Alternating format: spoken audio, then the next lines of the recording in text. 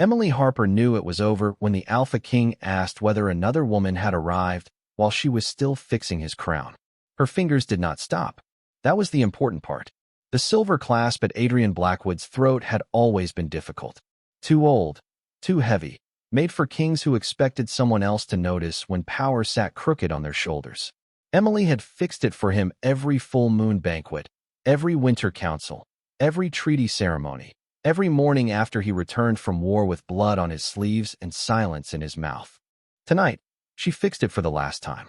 Adrian stood before the tall mirror in his private chamber, dressed in black velvet and moon-silver thread. The royal cloak fell from his shoulders like a piece of night. His dark hair was combed back. His jaw was clean-shaven. His gray eyes watched his own reflection with the calm focus of a man preparing to be admired. Not once did he look at her. "Has Vanessa arrived?" he asked. Emily's thumb pressed against the clasp. A small click. Perfect. The crown pin sat straight now. As always. "She arrived 10 minutes ago," Emily said. Her voice was soft. Useful. That was how she had learned to sound around him. Not weak. Never that. Just quiet enough not to interrupt the shape of his day. Adrian adjusted one sleeve. "Good. Have Marcus place her near the royal table." Near. Emily looked at his reflection. Still, he did not look back. For 7 years, she had stood near him. Near the throne. Near the war room. Near the healer wing when his wolf tore through his body after battle. Near the council chamber when the northern Pax threatened to withdraw. Near his bedchamber door when fever made him forget he was king and remember only how to suffer. Near. Never chosen. Never named. She stepped back. "The royal table is full," she said. Adrian frowned, not at her, but at the mirror. "Then move someone." The answer came easily to him. Too easily. Emily smoothed the front of his cloak, though there was nothing left to smooth. Her hands had always searched for small tasks when her heart needed somewhere to hide. Who should be moved? Adrian's eyes finally shifted. Not to her face. To her hands on his cloak. As if surprised she had asked a question. Does it matter? There it was. Not cruelty. Worse. Carelessness. The kind that did not even know it had drawn blood. Emily lowered her hands. "No," she said. "Of course not." Adrian turned away from the mirror and reached for the black gloves on the table. "The Moon Banquet needs to look united tonight. Vanessa's father controls the southern trade road. If she feels insulted, the council will make noise for weeks." Emily knew that. She knew every trade road, every elder's weakness, every healer's shortage, every minor alpha who smiled at Adrian and sent angry letters to her before dawn. She knew which pack needed grain, which border needed guards, which widow still received royal pension because Emily had corrected the forgotten ledger herself. She knew the kingdom in places Adrian had never bothered to look. But he only saw her when something needed fixing. A clasp, a letter, a crisis, a king. Emily. She looked up. Adrian held out his gloves. Not asking. Waiting. Her chest went very still. For one breath, she remembered the first year. When he had been wounded after the Ironwood battle, and she had sat beside his bed for 3 nights, pressing cool cloth to his skin while his wolf growled at everyone except her. He had opened his eyes once, fever-bright and lost, and whispered her name like it mattered. Emily. Back then, she had mistaken need for love. That was a mistake women made when loneliness wore a crown. She took the gloves, helped him into them, one finger at a time. His hands were warm, strong, familiar in a way that hurt more than distance. When it was done, Adrian flexed his fingers and moved toward the door. "Come," he said. "We are late." "We." The word almost made her smile. Almost. She followed him down the long corridor, 2 steps behind, where she had always walked. Servants bowed. Guards straightened. Lanterns burned gold against the black stone walls. From the banquet hall below came music, laughter, the sound of a kingdom ready to watch its king choose where every woman belonged. At the top of the staircase, Adrian paused. Emily stopped behind him. Below, Vanessa Reed stood in a silver gown beneath the moon banners, bright and graceful, already surrounded by elders. She looked up at Adrian and smiled as if she had been waiting for her future to arrive. Adrian's face softened. Not much. Enough. Emily saw it. And something inside her, tired from years of explaining pain to itself, finally stopped trying. Adrian descended the first step, then glanced back, not at her eyes, but somewhere past her shoulder. Make sure the council notices where she stands tonight. Emily understood. She had always understood too much. Vanessa was not being placed near the royal table. She was being placed beside the throne. Beside him, where Emily had spent 7 years standing without ever being seen. Her hand touched the place where the lunar ring rested beneath her glove. A ring given for duty, not love. A promise made by law, not heart. It felt suddenly heavy. Adrian continued down the stairs. Emily remained at the top for 1 second longer. No tears came. No anger rose. Only a quiet, terrible clarity. Tonight, she would walk into the banquet behind him. She would smile. She would keep the kingdom from seeing the crack. And before dawn, she would stop fixing the crown of a man who had never noticed her hands were bleeding. Emily Harper had learned to love Adrian Blackwood in the quiet places where no one thought to look. Not in ballrooms. Not beneath moon banners. Not during ceremonies where elders praised the Alpha King's strength while she stood 2 steps behind him, holding the documents he had not read and remembering the names he had forgotten. She had loved him in sick rooms. In war rooms after midnight. In the cold hallway outside his chamber when his wolf was too restless to let anyone near. She had loved him in the spaces between duty and exhaustion, where the king became almost human and almost looked at her as if she were more than the woman who kept his life from falling apart. Almost. That was the cruelest word in any language. The moon banquet glittered beneath a ceiling of silver glass. Music moved through the hall like something expensive and empty. Nobles laughed softly behind jeweled hands. Alpha lords stood in polished coats. Luna candidates wore pale gowns and careful smiles, each of them pretending not to measure the distance between Vanessa Reed and the throne. Emily measured it once, then stopped. Vanessa stood exactly where Adrian had wanted her, beside the royal table, close enough that every elder could understand the message, far enough that Adrian could deny it if anyone was foolish enough to ask. Emily stood behind the left pillar with a list of seating corrections in her hand. Of course she did. A servant hurried toward her, face pale. Lady Harper, the Westbrook delegation says their table places them below the Iron Veil pack. They are offended. Emily took the paper. Move Westbrook closer to the eastern fire. Give Iron Veil the hunting alcove. Tell both sides the arrangement honors their border victories. The servant blinked. Will that work? It will if you say it confidently. He ran. Another approached before she had finished breathing. The healer wing sent word. They did not receive the Moonroot shipment. Emily closed her eyes for half a second. Adrian had approved the southern trade delay without reading her note. Of course. Use the winter reserve, she said. Not the royal stock. The village stock. Send my seal. Your seal? Emily opened her eyes. The healer looked ashamed of asking. Everyone knew the royal seal moved slowly. Emily's seal got medicine delivered before dawn. Yes, she said. Mine. The healer bowed and left. Across the hall, Adrian laughed at something Vanessa said. The sound reached Emily through music and glass and years. She remembered another laugh. 7 winters ago, before the crown had settled fully on Adrian's head. He had come into the library at dawn, soaked from rain, furious from a failed border negotiation. Emily had been young enough then to believe pain made men honest. You should sleep, she had said. I should have a kingdom that obeys, Adrian had answered. You have one that is hungry, grieving, and tired. He had looked at her then, really looked, for one dangerous second. Then he had laughed, low and surprised, and said, You speak to me as if I am not terrifying. Emily, foolish and warm-hearted, had smiled. You are not terrifying when you are wrong. That was the first time she thought he might one day love her. Not because he touched her. He did not. Not because he promised anything. He promised nothing. But because he remembered her tea preference for 3 days afterward. 3 days had been enough for a lonely heart to build a cathedral. Tonight, that cathedral stood empty. Lady Harper. Marcus Hale, Adrian's beta, approached with a careful expression. Marcus was one of the few men in the palace who saw more than he said. That made him useful. It also made him dangerous. The Northern Alphas are asking why you are not seated. Emily glanced at the card in his hand. Her name had been removed. Not misplaced. Removed. A clean absence. She felt nothing at first. Then a small coldness settled beneath her ribs. Who changed the seating? Marcus did not answer quickly. That was answer enough. Emily looked across the hall. Vanessa sat at Adrian's right. The chair that had once been reserved for trade representatives had been dressed in silver ribbon and moon lilies. Beautiful, deliberate. Adrian did not look toward Emily. He did not need to. Men who took people for granted rarely watched where they placed the knife.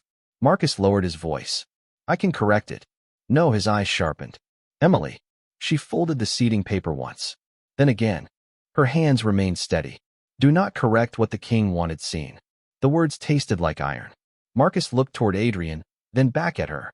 For once, he seemed unsure what loyalty required. Emily spared him the decision. Tell the Northern Alphas I am managing council matters tonight. That is not a seat. No, she said softly. It never was. Marcus said nothing. Good. Pity would have made the moment vulgar. A toast began near the throne. Adrian rose, tall and untouchable beneath the moonlight, his crown clasp shining perfectly at his throat because Emily had made sure it did. Vanessa stood with him when the hall applauded. No one asked why. No one looked for Emily. That was how she finally understood the shape of her life. She had not been replaced tonight. Replacement required someone to first admit she had occupied a place. Emily had only been useful. Useful things were moved when decoration arrived. She looked down at her gloved hand, where the Luna ring pressed against her skin like a quiet insult. Then she looked at Adrian one last time as the hall cheered for a future he had not named but had clearly arranged. Her love did not die loudly. It did not break the chandelier. It did not beg. It simply stood in the back of the room, folded a seating chart into a perfect square, and stopped waiting for a man who had never learned the cost of being waited for. The applause lasted longer than Emily Harper expected. That was the first cruelty. Not that Vanessa Reed stood beside the Alpha King. Not that Adrian Blackwood allowed it. Not even that the moon lilies decorating Vanessa's chair had once been Emily's suggestion for diplomatic ceremonies, chosen because Northern Pax considered them a symbol of loyalty that survived winter. No, the cruelty was that the room accepted the change so easily, as if a woman could vanish from a place she had held for 7 years and leave no dent in the air. Emily stood near the left pillar with the folded seating chart in her hand and watched the kingdom understand its king. Vanessa smiled beautifully beneath the silver glass ceiling. Her blonde hair had been pinned with small pearls. Her gown caught the moonlight in soft waves. She looked graceful, expensive, and untouched by the small violences required to keep a crown steady. Adrian stood beside her, not touching, not claiming, not yet, but his body had turned toward her in a way every alpha in the hall could read. A promise without words. The elders saw it. The visiting Lunas saw it. The Southern trade delegates certainly saw it. Emily lowered her gaze before anyone could see understanding settle on her face. Too late. One of the older councilwomen approached, her smile thin enough to cut silk. Lady Harper, she said, there seems to be some confusion about seating. Emily looked up. No confusion. The woman's eyes moved toward the royal table. But your chair was needed. For Miss Reed. Emily held the woman's gaze. The councilwoman looked away first, but not before pity flickered across her face. Pity was uglier than laughter. Laughter admitted it was cruel. Pity dressed cruelty in perfume. Emily unfolded the seating chart again. The Eastmere delegation needs to be moved before the second toast.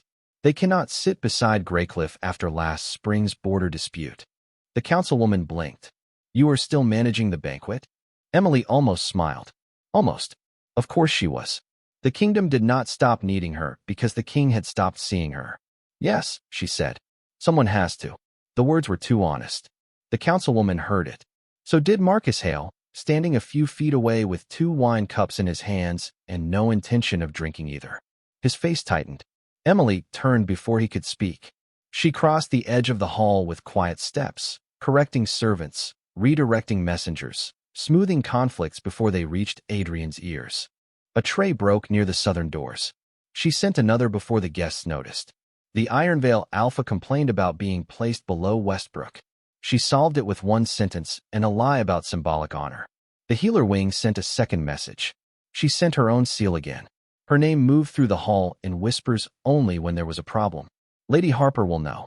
Ask Emily. Where is Emily? Never when there was honor. Only when something was on fire. At the center of the room, Adrian raised his glass. The hall quieted. Emily stopped beside a servant carrying winter wine. Adrian's voice filled the banquet chamber, deep and controlled, shaped for obedience. Tonight, we honor unity. The nobles lifted their glasses. Emily looked at the crown clasp at his throat. Straight. Perfect. Her hands had made him ready to stand before them. As always, we honor loyalty between packs, Adrian continued, and the strength of alliances that secure our kingdom's future. Vanessa lowered her eyes at exactly the right moment. Soft, modest, rehearsed, perhaps, or simply gifted at being chosen. A murmur moved through the hall. Emily felt it before she heard it. The kingdom leaning toward a new story. Adrian lifted his glass toward Vanessa. To those who stand with us in the years ahead. Us. Emily's fingers curled around the folded chart. Not around the glass. Not around a blade. Only paper. A weak thing. Still, the edge bit into her glove. The hall drank. Vanessa drank. Adrian drank. Emily did not. A young lord near the royal table whispered too loudly. So it is settled, then? Another answered, not officially. A third laughed softly. Does it need to be? Look at where she sits. Emily felt Marcus move closer. Do you want me to stop this? He asked quietly. She did not look at him. Stop what? The talk. The talk is only repeating what everyone can see. Marcus lowered his voice further. Emily. There it was again. Her name, spoken like a warning. She was tired of people saying her name only when they feared she might finally react. Across the hall, Vanessa leaned toward Adrian and said something too soft for Emily to hear. Adrian listened. He listened. That was what broke through the numbness. Not Vanessa. Not the chair. Not the toast. The listening. Emily had spent years speaking in precise reports because Adrian disliked emotional explanations. She had learned to say less, ask less, need less. She delivered kingdoms in clean sentences and buried her heart between facts so he would not be inconvenienced by it. But Vanessa whispered once, and he bent his head. Emily placed the seating chart on the nearest table. Marcus noticed immediately. What are you doing? Nothing improper. That is not an answer. It is the only one I have. She stepped away from the pillar. For once, she walked through the center of the hall. A few people looked up, then more. The motion was small, but Emily Harper had been still for so long that movement itself became an announcement. Adrian saw her halfway across the room. His expression changed first with surprise, then irritation. Not concern, not guilt. Irritation, as if she had stepped out of her assigned shadow without permission. Emily reached the royal table and stopped. The hall quieted by degrees. Vanessa's smile faltered. Adrian set his glass down. Emily.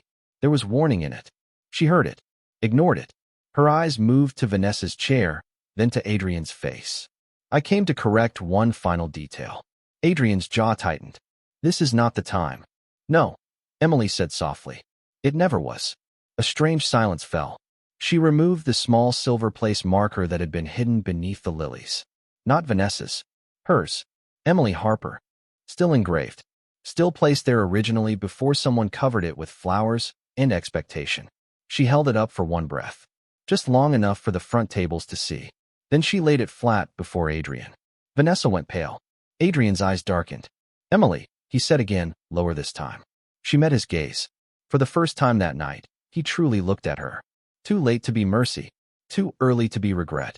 I believe Miss Reed's place is clear now, Emily said. Her voice did not tremble. That mattered. She will not need mine hidden beneath flowers. No one moved. No one drank. No one laughed. Emily stepped back. She did not wait for permission. As she turned, one elder whispered, horrified, Lady Harper. Emily kept walking. Behind her, Adrian did not call her back. That should have hurt. It did. But the pain arrived like weather over land already burned. At the far doors, a servant rushed toward her with another crisis written across his face. Emily stopped before he could speak. Take it to the king, she said. The servant froze. But my lady, to the king. Her words were quiet. Final. The servant looked past her toward Adrian, helpless. Emily almost pitied him. Almost. Then she walked out of the Moon Banquet alone, leaving the music, the glass, the lilies, the chair, the whispers, The corridor outside the Moon Banquet felt colder than the hall. Emily Harper noticed that first. Not the silence behind her. Not the way the music hesitated after she left, then struggled to continue as if nothing had happened. Not the faint, gathering murmur of nobles realizing that something had been exposed, and no one knew yet whether to call it scandal grief, or poor timing. Cold, clean, honest. Emily walked without hurrying. That mattered. Running would have made it look like defeat.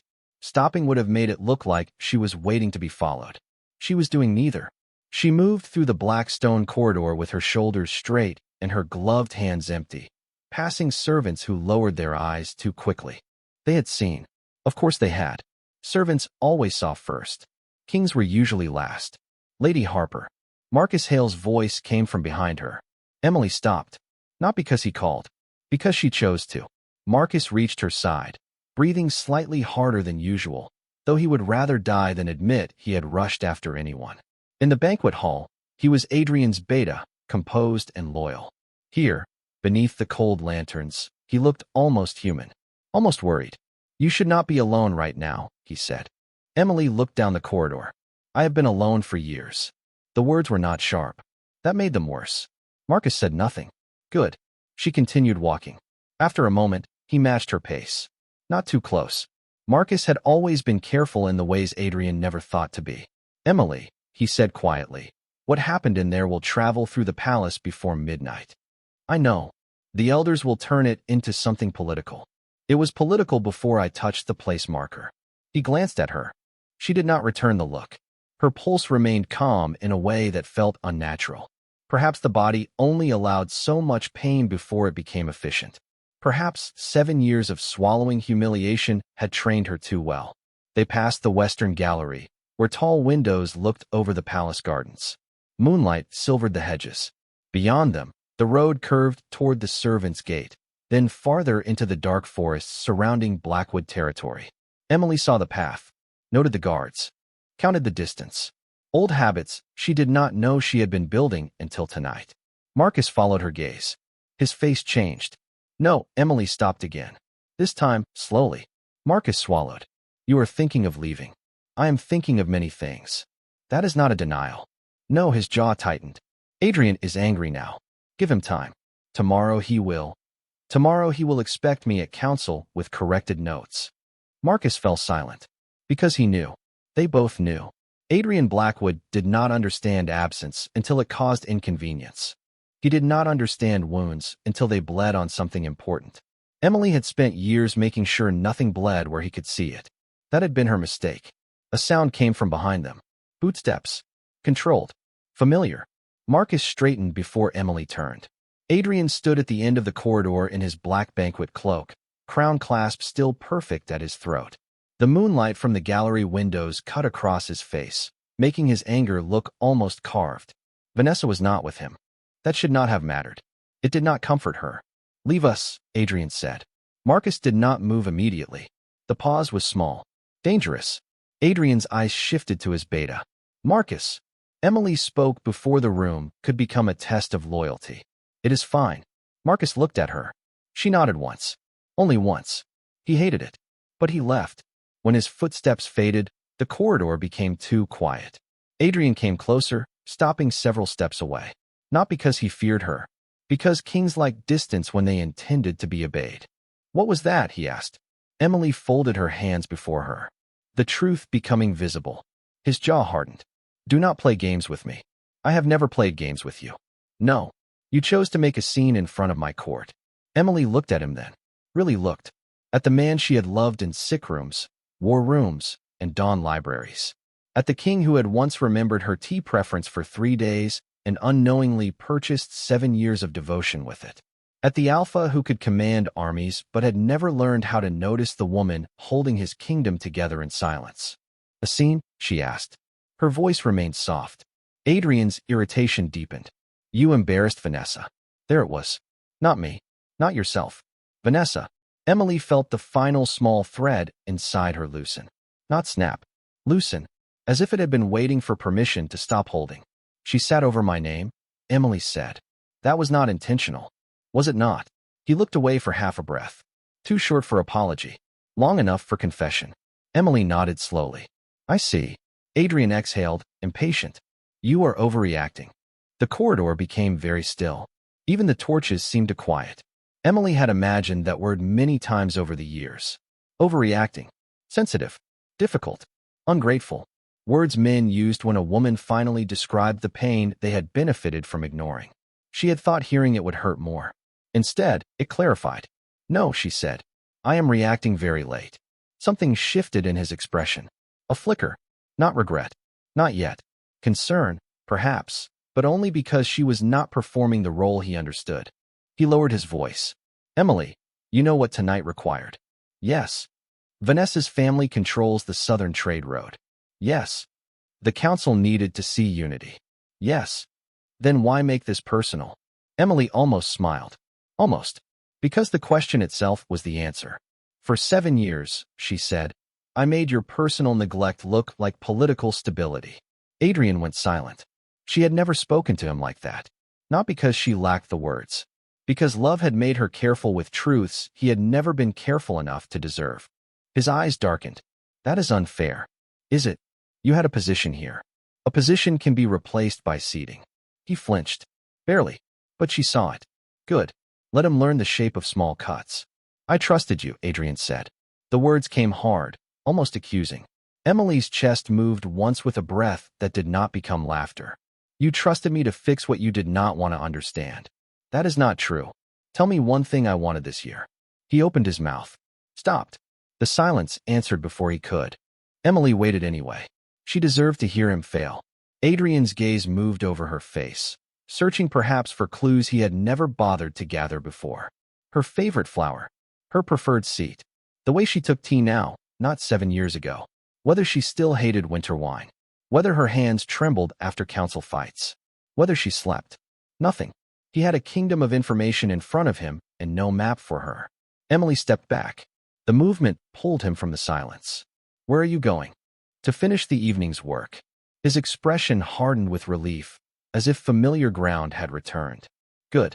The Western delegates need. No, she said. One word. Small. Clean. Adrian stopped. Emily removed the folded seating chart from her sleeve and placed it on the narrow window ledge between them. Give it to Vanessa, she said. If she is to stand beside you, she should learn where everyone sits. Adrian stared at the paper as if it were a blade. Emily. There was warning again. And something else beneath it now. Uncertainty. Too late, but there. She turned toward the stairs leading to the administrative wing. Behind her, Adrian spoke, lower. She will not know what to do with it. Emily paused. The truth of it passed between them. Ugly. Bare. He knew Vanessa could not do what Emily did. He had known and chosen the picture anyway. Emily looked back over her shoulder. Then perhaps the kingdom will finally notice who has been doing it. Adrian's face changed. But she did not stay to name it. She walked away before he could ask her to fix the damage he had made by assuming she would always remain available to mend it. At the end of the corridor, Marcus waited in the shadow of an archway. He had heard enough. Not all. Enough. Emily stopped before him. You should go back to him. He does not need me right now. Yes, Emily said quietly. He does. Marcus studied her face. Then his eyes lowered to her gloved hand, where the Luna ring still pressed beneath fabric. Emily, he said, very softly. What are you going to do? For the first time that night, the answer did not frighten her. She looked toward the eastern stairwell, toward her rooms, toward the ring, the letters, the crown clasp she would never fix again after dawn. I am going to stop coming back, she said. Marcus closed his eyes, as if he had expected it, as if he had feared it, as if, somewhere deep down, he knew Adrian Blackwood had earned this silence long before tonight. Emily passed him without another word. Behind her, the palace continued breathing. Music resumed. Nobles whispered. The Alpha King stood in a corridor with a seating chart on the window ledge and a crown clasp at his throat. He had not fastened himself. And Emily Harper walked toward the rooms where she would remove the ring that had mistaken duty for love. Emily Harper's room looked exactly as it had that morning. That was what hurt most. The world had shifted beneath her feet. The Moon Banquet had gone silent around her name. Adrian Blackwood had stood in a corridor and learned, for one brief and useless moment, that he did not know a single thing she wanted. But her room remained untouched. Neat. Warm. Obedient. A fire burned low in the hearth because she had ordered it prepared before the banquet. A blue shawl lay folded over the chair by the window. 3 council reports waited on her desk, each marked with colored thread according to urgency. On the bedside table sat the small porcelain cup she always used for late tea. Everything ready for the woman who would return. Emily stood in the doorway and understood, with a strange calm, that she had built her own cage out of reliability. No one had locked her in. They had simply learned she would always come back. She entered and closed the door. Not loudly. There was no need. The silence deserved respect. For a long moment, she did not move. Then she began with the gloves. One finger at a time. Slowly. The way she had helped Adrian put on his before the banquet. When the right glove came free, the lunar ring caught on the fabric. Emily paused. Silver moonstone. Blackwood crest. Thin band of royal gold. A ring given to her 3 years ago in the council chamber, not the chapel.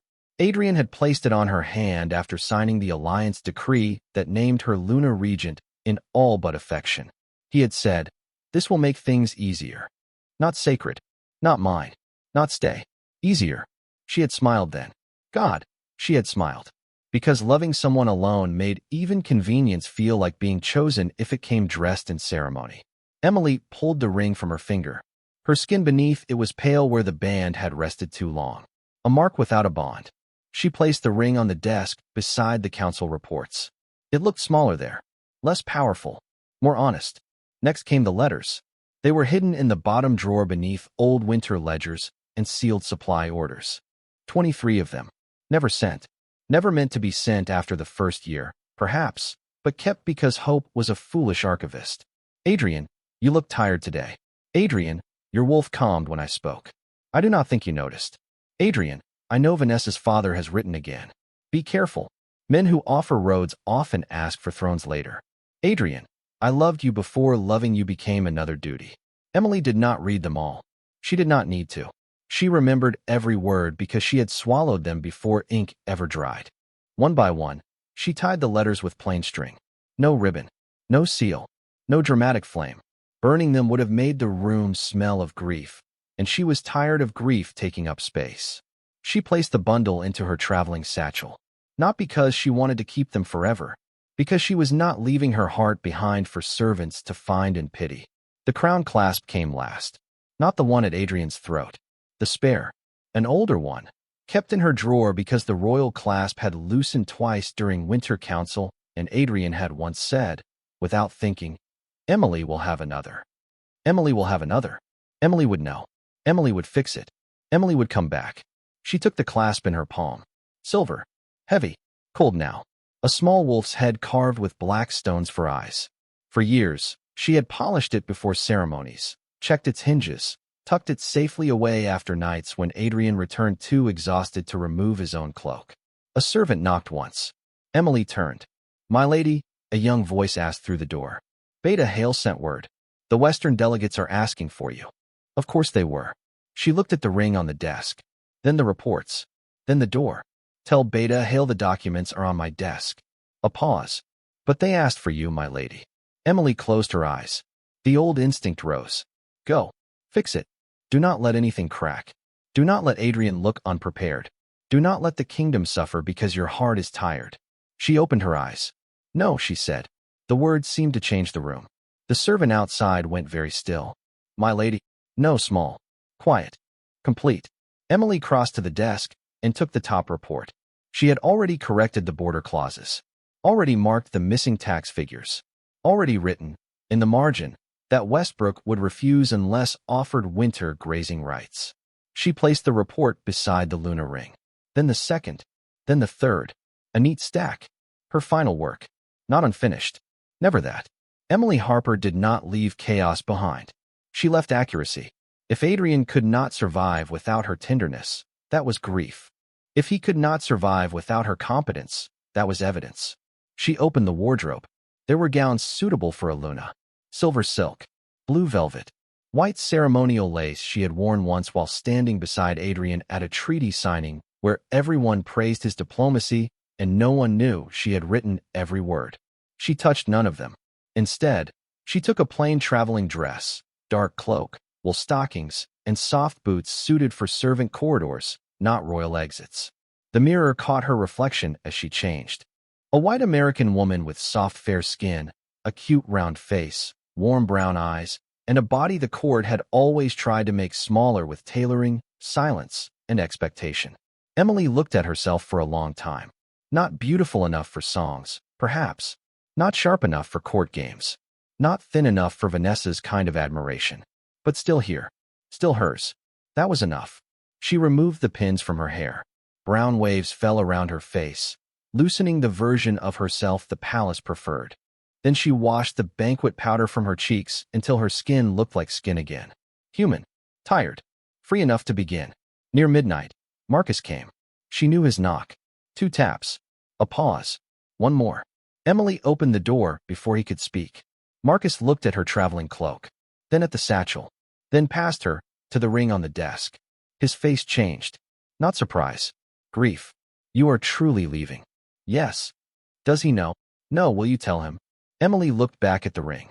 The spare crown clasp sat beside it now. Silver wolf eyes turned toward the reports as if guarding a kingdom that had never guarded her.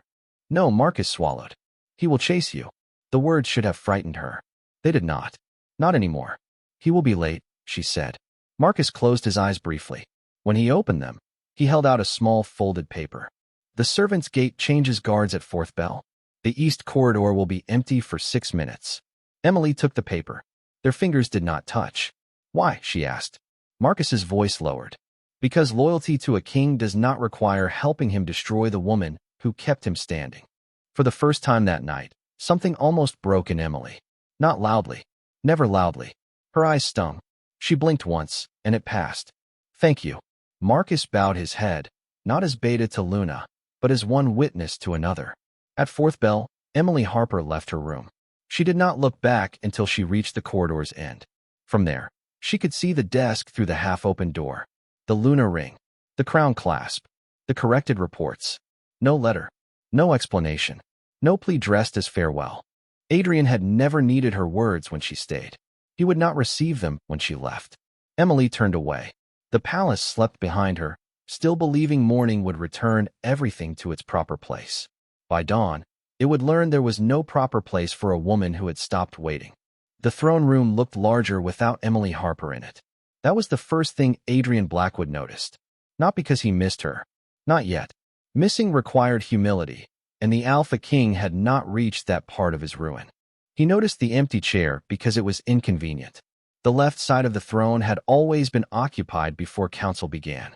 Emily sat there with her notes arranged by urgency, quiet hands moving across parchment, brown eyes lowered until someone said something foolish enough to require correction. She never interrupted loudly. She did not need to. Emily could redirect a room with one sentence and make every man believe he had chosen wisdom on his own. This morning, the chair was empty. No shawl over the back. No ink bottle beside the armrest. No neat stack of treaties waiting near her knee. Just polished black wood and silence. Adrian stood before the council table with his crown clasp slightly crooked. No one told him. That irritated him more than it should have. Marcus Hale entered last, carrying the Western delegate reports beneath one arm. His expression was controlled in the way it became controlled only when he was hiding something from his king. Adrian saw it. Ignored it. For now. Where is Emily? He asked. The question fell into the room. Several elders looked down. One shifted papers. Another glanced toward the empty chair as if it might answer more safely than a person. Marcus placed the reports on the table. Lady Harper is not attending council. Adrian's jaw tightened. I can see that. No one breathed too loudly. She left the corrected documents in her room. Marcus continued. Then send for her. Marcus did not move. That was when irritation sharpened into something colder. Adrian turned fully toward him. I gave an order. Marcus met his eyes. She is not in her room. The council chamber became very still. Adrian heard the words. Understood them. Rejected them. She is in the administrative wing. No, the healer wing. No, the East Library. No, my king. The title landed wrong. Too formal. Too final. Adrian's wolf stirred beneath his skin, restless and offended. Emily was often absent from sight because she was fixing one problem or another. That was her nature, her role, her habit. She was somewhere. She was always somewhere. Find her, Adrian said. Marcus's face did not change. The guards already searched the palace. A thin sound moved through the elders. Not quite a gasp. Enough. Adrian looked at them, and the sound died. What do you mean searched? Marcus took a breath. A careful one. She left before dawn through the servants' gate. For a moment, Adrian felt nothing. Not pain, not fear, only the absurdity of the statement. Emily did not leave. Emily corrected. Emily endured. Emily returned with quiet eyes and finished work no one else understood. She did not walk through servants' gates like a dismissed maid carrying a satchel into the dark. Adrian's voice lowered. Who permitted that? Marcus did not look away.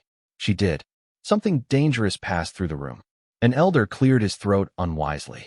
Perhaps Lady Harper needed time to calm herself after last night's display. Adrian's eyes moved to him. The elder went pale. Last night. The place marker. Vanessa's chair. Emily standing before the royal table with a softness that had cut deeper than accusation. She will not need mine hidden beneath flowers. Adrian had thought anger would be enough to bring her back into place by morning. Anger had always worked on rooms. On soldiers. On councilmen. On enemies. Emily had never required anger. That was why he had forgotten what might happen if patience ran out. A servant entered with a tray of sealed letters, saw the empty chair, and froze. Adrian's temper snapped toward something easier. Why are the Westbrook clauses not copied? The servant looked terrified. Lady Harper usually. She is not here. The words struck the room harder when he said them himself. The servant's eyes filled with panic. Then I can take them to the scribes. Marcus opened the top report. The clauses are corrected. She marked the errors before leaving. Before leaving, Adrian looked down. Emily's handwriting filled the margins. Precise. Elegant. Merciless. Westbrook will refuse unless granted winter grazing rights. Ironvale cannot sit beside Westbrook without insult. Southern Moonroot shipment delayed by your approval. Use village reserve or healers will lack medicine before second bell. Your approval. Adrian stared at those two words. Not accusation. Worse. Fact. A messenger arrived from the healer wing before anyone spoke. Then another from the treasury. Then the northern delegation sent word they would not enter council until their seating insult was resolved.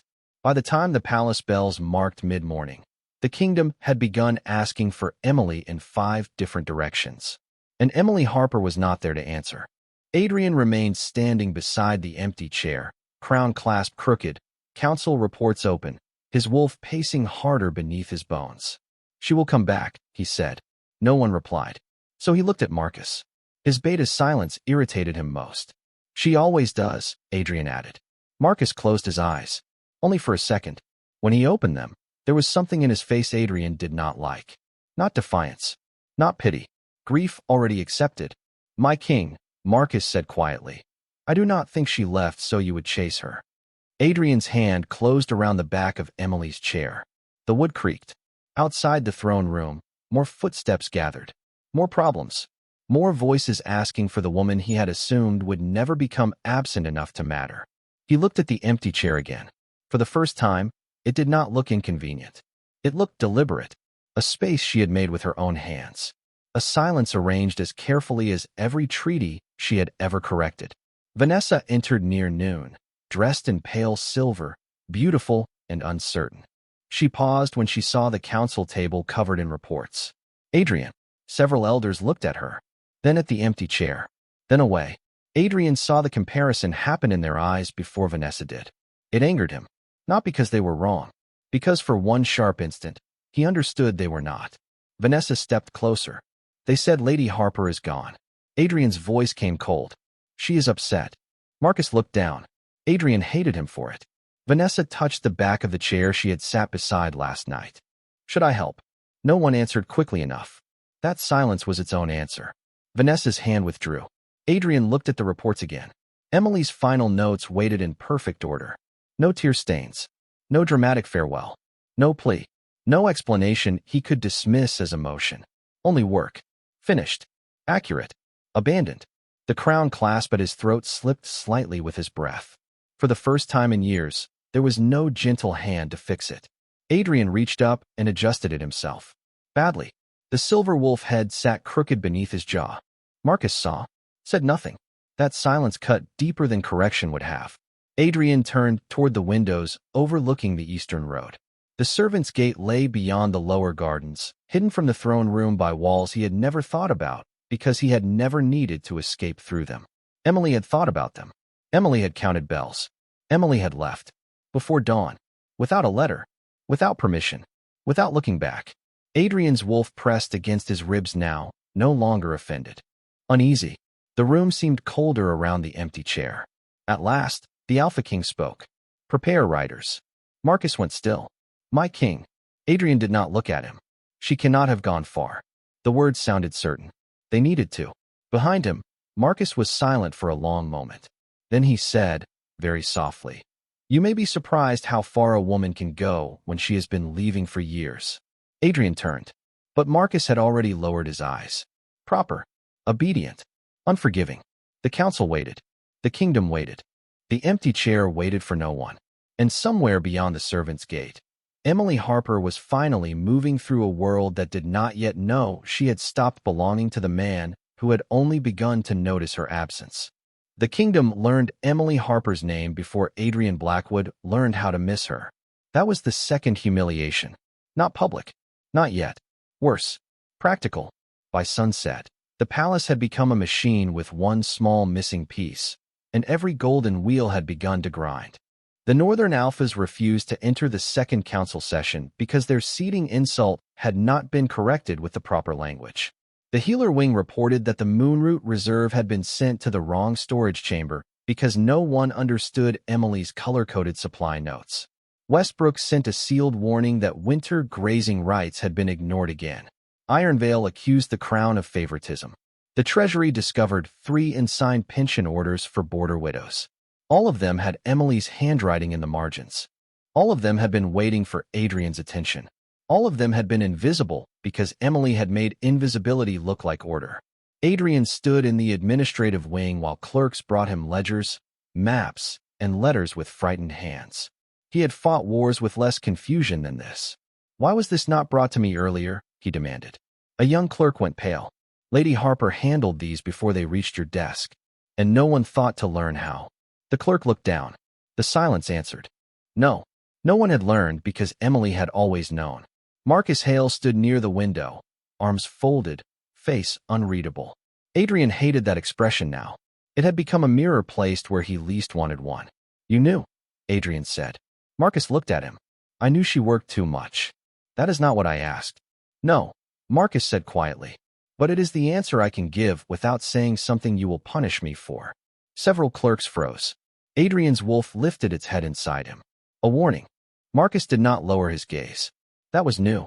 Or perhaps Adrian had only begun noticing when men stopped hiding the truth from him. The door opened before he could answer.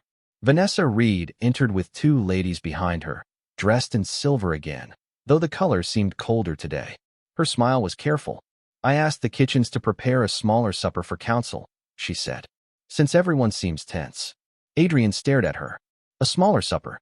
The kingdom was splitting along trade lines, and she had brought supper. One of the clerks made the mistake of glancing at Emily's empty desk. Vanessa saw it. Her smile tightened. I am trying to help. No one spoke. That silence was not cruelty. It was measurement. The palace had begun measuring Vanessa against the woman whose chair she had covered in flowers. It was unfair, perhaps. It was also unavoidable. Adrian heard Emily's voice in memory, calm and precise. The Southern Trade Road is not loyalty. It is leverage. He had not listened. He had been busy watching Vanessa smile. Leave us, he said. Vanessa's eyes widened. Adrian, please. The words softened the order enough to wound her pride more cleanly. She left with her ladies, silver skirts whispering against stone. When the door closed, Marcus placed one of Emily's marked reports on the table. Westbrook will not sign without grazing rights, he said. I can read. Yes, Marcus said. Now. The room went silent. Adrian turned slowly. Every clerk looked like they wished to disappear through the floor. Marcus did not move. The beta had served him for 12 years. Through wars. Through succession bloodshed. Through nights when Adrian's wolf clawed at his skin, and only one voice outside the door had kept the beast from breaking the frame. Emily's voice. Not Marcus's. Not Vanessa's. Emily's. Adrian looked away first. That, too, was new. Where is she? He asked. Marcus took a folded paper from his coat. Not immediately, as if deciding whether Adrian deserved it. That was dangerous. Adrian let him decide. That was more dangerous. A servant at the eastern road saw a woman matching her description hire passage with a merchant cart before dawn. The cart was bound for Monroe territory. Monroe. The name struck the room like iron. Caleb Monroe controlled the borderlands beyond the Eastern Pass. A rival alpha, not openly hostile, not loyal either. A man who had once offered Adrian an alliance and withdrawn it after Emily quietly corrected a clause that would have cost Blackwood 3 villages over 10 years. Adrian remembered Caleb looking at Emily afterward. Not with hunger. Worse, respect. His hand closed around the report. She went to Monroe? She went east, Marcus said. The rest is not confirmed. But it would be. Adrian knew it. Emily did not stumble blindly when hurt. She planned. Even grief in her hands would have a route, a budget, and a second option hidden beneath the first. The realization made his chest tighten. Not romantically, not softly, with fear, because he had never once imagined Emily choosing a future that did not include returning to correct his. Outside, voices rose near the healer wing. Another argument. Another mistake reaching the surface now that the woman who prevented them was gone. Adrian walked to Emily's desk. It had been cleaned. Too clean. A clerk had placed the lunar ring there on a square of black cloth beside the spare crown clasp, and 3 completed reports. They looked ceremonial in their arrangement. Or condemning. Adrian picked up the ring. It was cold. Absurdly small for something that had carried so much law and so little tenderness. He remembered giving it to her. This will make things easier. The words returned with perfect cruelty. He had not even looked at her face when he said them. He had been reading a treaty, thinking about council objections, thinking the ring would formalize what she already did, secure what she already gave, quiet what she never asked for. Emily had smiled. He remembered that now, not because he had valued it then, because he could not understand how she had managed it. Adrian closed his fist around the ring until the edges bit his palm. She loved me, he said. No one answered. He looked at Marcus. Did she? Marcus's face tightened. There were questions that sounded like ignorance and landed like insult. Yes, Marcus said finally. For years. The room seemed to lose air. Adrian had known, perhaps, somewhere beneath convenience, beneath duty, beneath the arrogance of being waited for. He had known her eyes softened when he entered, known she remembered things he had not earned being remembered, known she stayed too late and stood too close to be explained by politics alone. He had known enough to use it. Not cruelly, he told himself. Then the lie collapsed. Use did not become innocent because it was quiet. She never said. Marcus's answer came softly. Would you have heard her if she had? Adrian did not strike him, did not shout. That restraint would have impressed another room. Here, it only proved the blade had gone in deep enough to still him. He set the ring down, then picked up the crown clasp. The spare one. The one Emily had kept because he always assumed she would have another solution hidden somewhere within reach. The metal was perfectly polished. Of course it was. Adrian's thumb moved over the carved wolf head. A memory surfaced. Emily standing behind him before a winter treaty, tightening the clasp with cold fingers. He had been impatient. She had said nothing. He had asked whether the northern envoy had arrived. She had answered. He had walked away. How many endings had looked like ordinary mornings because he had not bothered to watch her face? The administrative wing fell silent around him. For once, no one asked Emily where something was. No one could. The loss became visible in layers. Not love first. Competence. Then loyalty. Then tenderness. Then the terrible realization that she had given all 3 and he had named them convenience. Adrian turned toward the window. The eastern sky had gone dark blue. Snow clouds gathered beyond the palace walls. Somewhere on that road, Emily Harper was moving farther from him with every hour he spent understanding too late. Prepare, riders, he said again. This time, no one moved immediately. Marcus stepped forward. My king. Adrian did not turn. She left deliberately, Marcus said. If you go after her as king, she will only see the crown chasing what it lost. Adrian's jaw tightened. What would you suggest? Marcus was silent long enough that the answer became heavier than advice. Go as the man who finally knows what he did. Adrian looked down at the ring in his palm. A mark without love. A duty without tenderness. A circle he had mistaken for a chain that would hold her. She may not listen, he said. Marcus's voice was quiet. That will be her right. Her right. The words scraped against every alpha instinct in him. Claim. Retrieve. Correct. Command. But Emily had left those instincts on her desk with the ring. If he followed them now, he would only prove why she had gone. Adrian closed his eyes.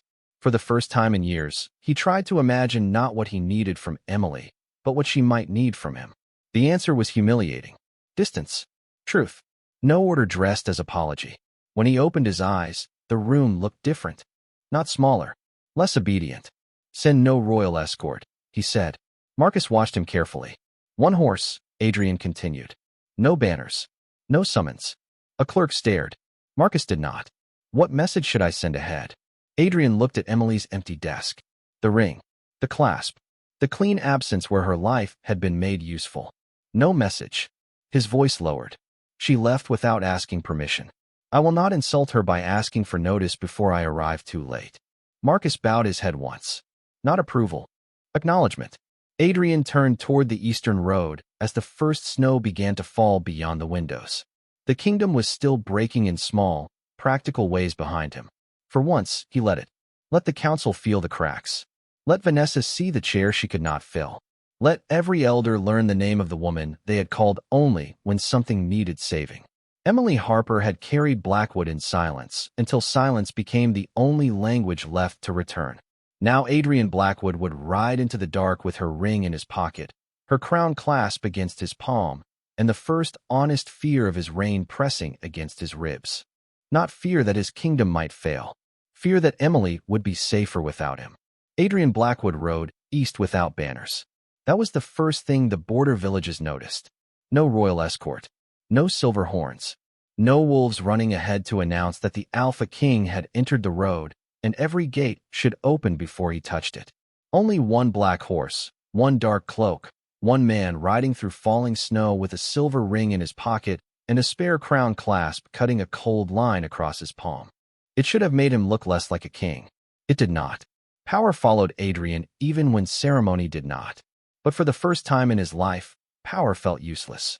The merchant road toward Monroe territory was narrow and half-frozen, lined with black pines and abandoned autumn fields buried beneath snow. Adrian rode through the night and into the gray morning, stopping only when his horse needed water. His wolf paced beneath his skin, restless, angry, confused by the absence of command. Chase. Find. Claim. Bring back. The instincts were old. Royal. Alpha. Wrong. Adrian tightened his hand around the reins until the leather creaked. No. Emily had not been stolen. Emily had left. The difference mattered. It mattered so much that each mile became a punishment. At the first village, a baker remembered her. Soft-looking woman. The man said, wiping flour from his hands. Brown hair. Dark cloak. Paid full price for bread and asked which road flooded after thaw. Adrian went still. Of course she had asked that. Even running away, Emily planned for weather 3 days ahead. Was she alone? The baker studied him carefully. Too carefully. People are often alone before they decide where they are going. Adrian's wolf bristled at the answer. The man did not lower his eyes. Another thing Emily had left behind, perhaps. The courage of ordinary people to speak when the king had arrived without trumpets. Adrian placed a coin on the counter. Which way? The baker looked at the coin. Then at him. She asked about Monroe roads. Adrian's jaw tightened. There it was again. Monroe. Not confirmed anymore. Chosen. By midday, snow turned to cold rain. It soaked through Adrian's cloak and darkened the horse's mane. The road dropped toward the eastern borderlands, where Blackwood stone markers grew farther apart and Monroe patrol signs began appearing on trees. Each sign looked like a door closing behind Emily. At the final Blackwood outpost, the captain tried to send riders with him. Adrian refused. My king, Monroe patrols will not like you crossing alone. I am not entering as an army. That may not matter to them. It will matter to me. The captain lowered his eyes, confused but obedient. Adrian almost hated him for it. Obedience had once seemed like order. Now it looked too much like silence. By evening, he reached the border bridge. A narrow stone crossing over the Greywater River, swollen with winter runoff. On the far side, Monroe wolves waited beneath dark green banners, calm and armed. Their leader was a tall man with copper-brown hair and a scar across one cheek. Not Caleb Monroe. A border captain. Good. No, not good. Adrian did not know what he wanted. That was becoming the pattern of losing Emily. The captain stepped forward. Alpha King Blackwood. Adrian dismounted before answering. A small thing. A necessary one. I request passage. Several Monroe wolves exchanged glances. Request. The word tasted unfamiliar. The captain noticed. He gave no sign of satisfaction, which Adrian respected against his will. Purpose. Adrian could have said alliance. Could have said political matter. Could have said nothing and allowed his name to force the bridge open. Instead, he said, Emily Harper. The captain's expression shifted. Not surprise. Recognition. Adrian felt it like a blow. She is here, he said. The captain did not answer. That was answer enough. Adrian stepped forward. The Monroe wolves tightened. His wolf surged. Mine. No, not mine. The correction cut deeper than teeth. Adrian stopped himself. Hands visible. Voice controlled. I will not take her by force. The captain studied him for a long moment. That is good, because she would not come. The words landed exactly where they were meant to. Adrian accepted them because they were true. At last, the captain nodded toward the bridge. You may enter. Unarmed escort to the manor. Your weapons remain here. One of Adrian's oldest instincts recoiled. A king did not surrender weapons at another alpha's border. A man who had finally understood what he had done to Emily did. Adrian removed his sword, then the dagger at his boot, then the smaller blade hidden beneath his riding coat. The Monroe captain's eyebrows lifted slightly at the third weapon. Adrian said nothing.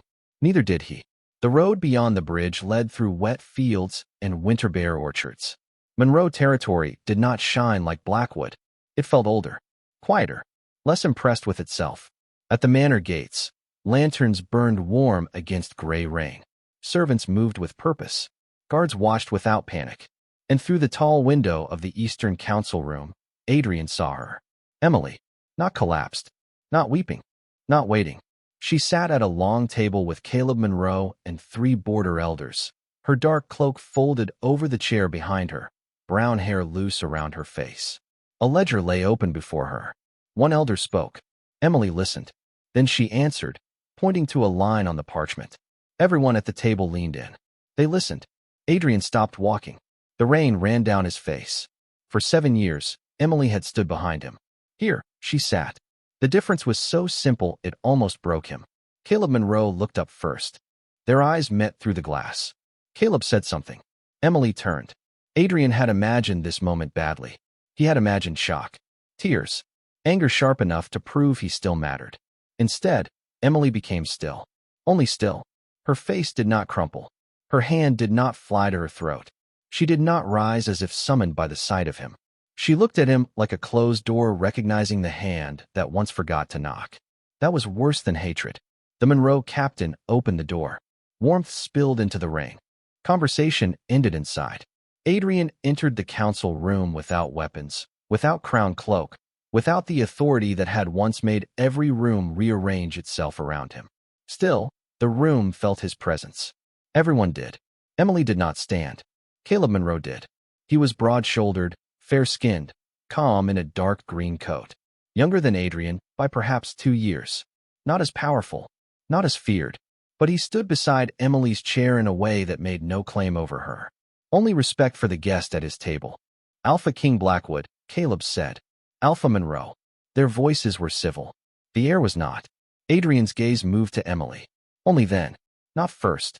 He had learned at least that much on the road. Emily. Her name filled the room differently when he said it now. Not as command, not as habit, as something he had nearly lost the right to speak. Emily looked at him with calm brown eyes. Adrian. No title. The elders noticed. Caleb noticed. Adrian felt the absence of my king like a blade removed from his own hand. Good. Let it be gone. I came to speak with you, he said. Emily's fingers rested on the ledger. Not gripping. Resting. I am in a meeting. The answer struck cleanly. Behind her, one elder looked down to hide something that might have been approval. Adrian deserved that too. Caleb turned slightly toward Emily. We can pause. Emily did not look away from Adrian. No. We are discussing winter grain stores for the river villages. They need an answer before morning. The silence that followed was not awkward. It was instruction. This is what mattered while you were learning I mattered. Adrian bowed his head once. A king bowing to a schedule he did not control. Then I will wait. Emily's expression changed. Barely. Not softened. Measured. You are free to do that. Free. The words sounded different from her. Adrian stepped back to the wall. Not the head of the table. Not beside her chair. The wall. For the next hour, he watched Emily Harper work in a room that valued her before she bled herself invisible. She corrected grain estimates, asked after sick children in the southern villages, found a flaw in a supply contract within 3 minutes, argued gently with Caleb Monroe, and won because she had the numbers and he had the sense to listen. No one called her useful. No one covered her name with flowers. When the meeting ended, the elders thanked her directly. One by one, Emily accepted with a quiet nod, as if learning not to flinch from gratitude. Adrian watched that too. Every small respect became part of his punishment. At last, the room emptied. Caleb paused at the door. Lady Harper, I will be nearby. Emily nodded. Thank you. Adrian heard what was not in the words. No fear. No dependence. Only choice. Caleb left. The door closed. For the first time since the Moon Banquet, Adrian and Emily stood in the same room without a kingdom between them. He reached into his coat. Slowly, Emily's eyes dropped to his hand. He stopped, then placed the lunar ring on the table instead of holding it out. Distance. Choice. Too late, perhaps. But real. You left this, he said. Emily looked at the ring. Then at him. No, she said. I returned it. The correction landed softly. Devastatingly. Adrian swallowed. Rain tapped against the windows behind him. I know, he said. And for the first time, he did. Emily Harper looked at the lunar ring for a long time. Not because she wanted it back. Because once she had. That was the cruel thing about old dreams. They did not always die when the heart did. Sometimes they remained as objects. Silver moonstone. Blackwood crest. Thin band of royal gold. A circle small enough to fit on one finger and large enough to excuse 7 years of silence. Adrian Blackwood stood across the table, rain dark on his cloak, face pale beneath the controlled mask of a king trying, perhaps for the first time, not to command what he feared losing. Emily almost pitied him. Almost. Then she remembered the flowers over her name. The chair. Vanessa beside the throne. His voice in the corridor. You embarrassed Vanessa. The pity cooled. You should take it back, she said. Adrian's jaw tightened. Not anger. Pain. Good. Pain was not always injustice. Sometimes it was only truth finally reaching the body. I did not come to force it onto your hand, he said. No, Emily answered. You came because I took it off. The room went silent. Outside, rain traced thin lines down the glass. Beyond the windows, Monroe lanterns glowed warmly through the gray evening. Somewhere in the manor, voices moved with ordinary purpose. Grain stores, winter roads, river villages. Life continuing without needing Emily to disappear inside it. Adrian looked down at the ring. I came because I was wrong. The words were simple, too simple for what they carried. Emily waited. She had waited for years. She could wait through one apology without helping him perform it. Adrian seemed to understand. Or tried to. He did not step closer. I was wrong about Vanessa, he said. Emily's mouth almost curved. That was where he chose to begin. Of course. No, she said softly. You were wrong about me. The correction struck him harder than accusation. His eyes lifted. Emily kept her hands folded on the table, steady and visible. Vanessa was never the wound, Adrian. She was only the mirror you finally held up in public. His breath moved once. Sharp. She continued before softness could betray her. You could have chosen her years ago and hurt me less if you had been honest. But you kept me near. You let me fix the clasp, the reports, the council, the wolf, the kingdom. You let me love you because it made your life easier. Adrian closed his eyes. Only for a second. When he opened them, the king was still there. But less protected. I know. No, Emily said. You are learning. The honesty was not cruel. It was necessary. He accepted it in silence. That mattered. Not enough to change the ending, but enough to keep her from hating him. Adrian reached into his coat again, slower this time, and placed the spare crown clasp beside the ring. The silver wolf head caught the candlelight. Perfectly polished, because her hands had left it that way. I found this on your desk. I left it there. I know. Do you? His fingers rested near the clasp, not touching it now. You were not leaving a message. You were returning the work. Emily looked at him then. Really looked. For the first time since he arrived. The answer was not perfect, but it was close enough to hurt. Yes. Adrian's throat shifted. The palace is falling apart without you. There it is. His face tightened. Emily leaned back, calm and tired. The first honest reason. No, his voice lowered. Not the only one. She said nothing. He looked toward the window, as if choosing each word cost him something he should have paid years ago. I missed the quiet before council when you would correct a line and pretend not to notice I was watching. Emily's chest tightened despite herself. He had watched. No, not enough. Watching without valuing was only another kind of hunger. I miss your voice outside my door when my wolf was near breaking. I miss the way you knew which elder lied before he finished speaking. I miss the tea I complained about and drank anyway. I miss— Stop. He stopped. Immediately. That almost undid her more than the words. Emily breathed slowly. You do not get to make my absence romantic because it finally became painful to you. Adrian's face went still. Then he nodded once. You are right. The room changed around that. Not healed. Never that quickly, but quieter. Emily stood and walked to the window. Monroe territory lay beyond the rain, unfamiliar and unafraid of her presence. Tomorrow, she would sit in another meeting. Caleb would ask her opinion. The elders would argue with her and listen when she answered. No one here loved her. Not yet. Perhaps not ever. But no one had mistaken her usefulness for ownership. That was enough. Adrian's reflection appeared in the glass behind her, several steps away. Still respecting the distance. Too late. But still. I came to ask you to come home, he said. Emily closed her eyes. There it was. The sentence every lonely version of herself had once dreamed of hearing. Come home. Not as command. Not as duty. Almost as plea.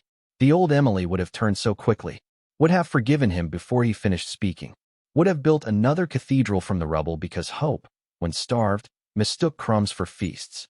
But the woman standing at the Monroe window had left before dawn with no letter and no promise to be found. She opened her eyes. I did come home, she said. Adrian did not answer. Emily turned. Every day, Adrian. Every council. Every fever. Every treaty. Every night I stood behind you while you looked through me. I came home again and again. His face lost color.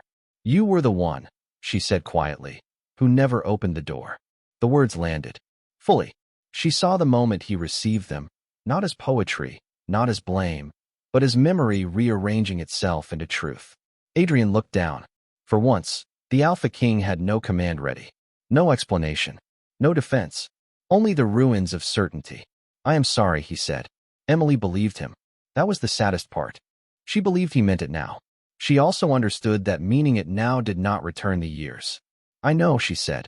He looked up too quickly, as if kindness might be a path. She closed it gently. I forgive the apology. I do not return with it. His hand closed once at his side. Only once. His wolf, perhaps. His pride. His grief. He mastered all three. Good. At least he had learned something before arriving. Is it Monroe? He asked.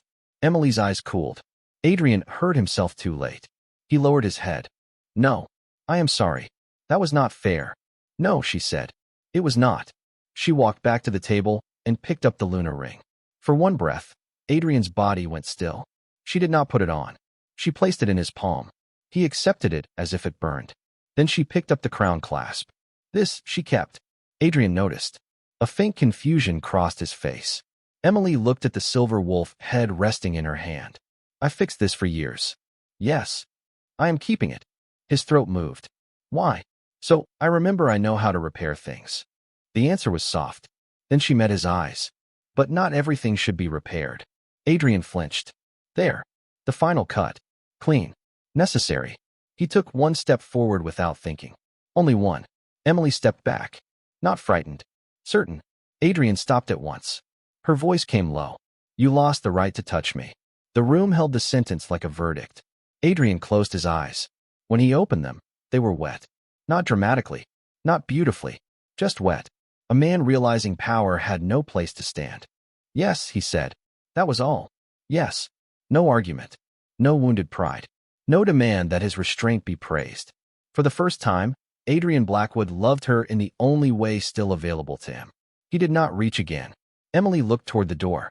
Caleb Monroe stood beyond the glass panel in the hall, not entering, not listening openly, but near enough if she wanted witness.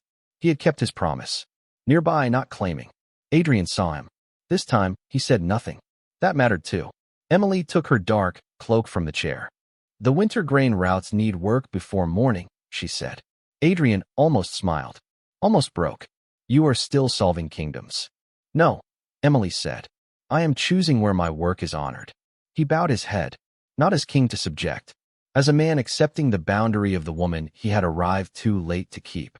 Emily walked to the door. Before opening it, she turned once more. You should go back, Adrian. Blackwood needs a king who can read his own reports. A small sound left him. Not laughter. Not quite pain.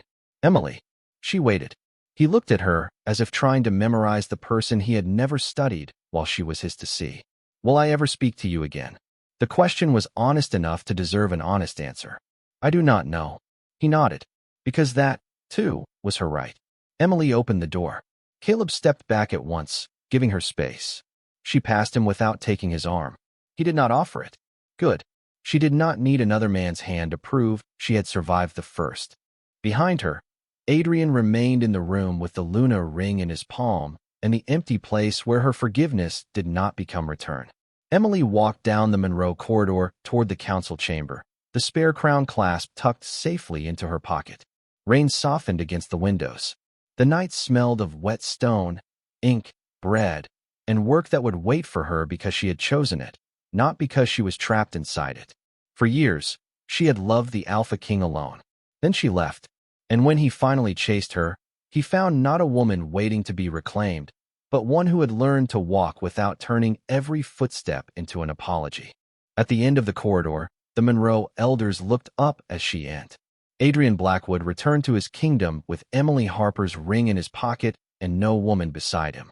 The road back felt longer, not because of weather, not because Monroe territory watched him with careful eyes until he crossed the border bridge, because every mile west carried him toward the life she had left behind, and for the first time, Adrian understood that returning to a palace was not the same as coming home. Blackwood Keep rose from the winter hills near midnight. Dark towers, silver banners, windows burning with anxious light. The kingdom had not slept. Of course it had not. It had been waiting for him to bring back the woman who made waiting unnecessary. Marcus Hale met him in the outer courtyard, cloak thrown hastily over council clothes. His gaze moved once to the empty saddle beside Adrian, then to Adrian's face. He did not ask. That was mercy or punishment. Adrian dismounted slowly. She is not coming, he said. The words entered the courtyard without drama. Still, men went quiet. A stable boy lowered his eyes. A guard near the archway swallowed. Somewhere above, a window curtain shifted as someone watching understood the shape of failure before the council did. Marcus's expression did not change, but something behind it settled. She told you. Yes. Clearly. Adrian almost smiled. Almost. Emily would have approved the precision. Yes, he said. Clearly. Marcus nodded once. Then we should not send anyone else. The Alpha and Adrian stirred. Insulted. A familiar instinct lifted its head. Send riders. Send summons. Send law after what the heart failed to hold. He crushed it so hard his hand shook. No, Adrian said. We do not. Marcus saw the tremor. Said nothing. Good man. Cruel man. Loyal man. Adrian walked toward the council wing instead of his chambers. Sleep felt obscene. Comfort worse. The palace corridors glowed with late lanterns, their polished floors reflecting a man who looked like a king and felt like a lesson arriving after the student had already left. At Emily's desk, everything remained as she had left it. Too neat. Too final. The empty space where the ring had rested looked louder than the ring itself. Adrian placed it back there. Not because it belonged to the desk. Because it no longer belonged to him either. Marcus stood in the doorway. My king. She returned it, Adrian said. I only carried it back. His own voice sounded strange. Less certain. More honest. He took out the folded reports Emily had completed before leaving. The Westbrook clauses. The healer notes. The pension orders. He had read them twice on the road and understood only half without shame turning the words into fog. Now he read them again. Slower. Marcus waited. At last, Adrian looked up. Bring the clerks. It is past midnight. Yes. Marcus did not argue. Within 20 minutes, the administrative wing filled with frightened clerks, exhausted scribes, 2 healers, and 1 elder who arrived offended in a night robe and became silent when Adrian looked at him. The Alpha King stood at Emily's desk. Not behind his throne, not above them. There, where the work had lived. "We begin with the moonroot shipment," he said. A clerk blinked. "Lady Harper already marked. I know. Read her note aloud." The clerk hesitated. Adrian's jaw tightened. Not in anger. In discipline. "Read it." The note filled the room in Emily's voice without Emily being there. "Southern moonroot shipment delayed by your approval. Use village reserve or healers will lack medicine before second bell. Your approval." The words cut exactly as they had before. This time, Adrian did not look away. "Send riders to the village reserve," he said. "Pay double. Replace the stock before week's end. My approval caused the shortage. My treasury repairs it." Silence. Then movement. Fast. Almost relieved. Next came Westbrook. Then Ironvale. Then the pensions. At each mistake, someone began to say, "Lady Harper usually." And each time, Adrian stopped them. "Lady Harper is not here to carry what we refuse to learn." By dawn, the administrative wing looked less like ruin and more like a battlefield after the first honest inventory. No victory, but names attached to wounds. Adrian leaned over the desk, exhausted, crown clasp crooked again because his hands still did not know the small hinge well enough. No one fixed it. This time, he did not ask. Vanessa arrived after sunrise. She wore pale blue, not silver. A careful choice. Her eyes moved from the clerks to the open reports, then to the lunar ring resting on the desk. She refused. The room went still. Adrian looked at her. Vanessa seemed younger in morning light. Less dangerous. More human. Perhaps she had never been the villain Emily's pain could have made her. Perhaps she had only accepted a place offered by a man too careless to admit someone else had been standing there bleeding. "Yes," Adrian said. Vanessa's mouth tightened. "I did not know," she said. Adrian believed her. That did not make her innocent. Ignorance was not always guiltless when it benefited from someone else's silence. "No," he said. "But you did not ask." Color touched her cheeks. "No one told me." "That was the problem in this palace," Adrian said quietly. Everyone waited for Emily to know. Vanessa looked down at the ring. For once, her beauty did not help her. "What happens now?" Adrian looked around the administrative wing. At clerks learning systems they should have learned years ago. At healers copying supply notes. At Marcus standing near the map with the face of a man who had watched a disaster become policy too late. At noon, Adrian said, "You return to the southern estate." Vanessa's head lifted sharply. "You are sending me away?" "I am ending the performance." Her eyes shone. "My father will be insulted." "Yes. The southern road will be negotiated by treaty, not by placing you in a chair you were never prepared to fill." The words were not cruel. That almost made them worse. Vanessa swallowed. "And Lady Harper?" Adrian looked at the ring again. Lady Harper is where she chose to be. Saying it hurt. It also did not kill him. That felt important. By noon, the palace knew. Not all of it. Enough. Emily Harper had not returned. Vanessa Reed was leaving. The Alpha King had spent the night reading reports at Emily's desk and correcting his own signatures. Rumors moved through corridors like wind under doors. Some sounded sympathetic. Some frightened. Some quietly satisfied. Servants carried them carefully. Elders resented them openly. Clerks repeated Emily's name with a different weight now. Not as rescue. As standard. The first council without her full guidance began after sunset.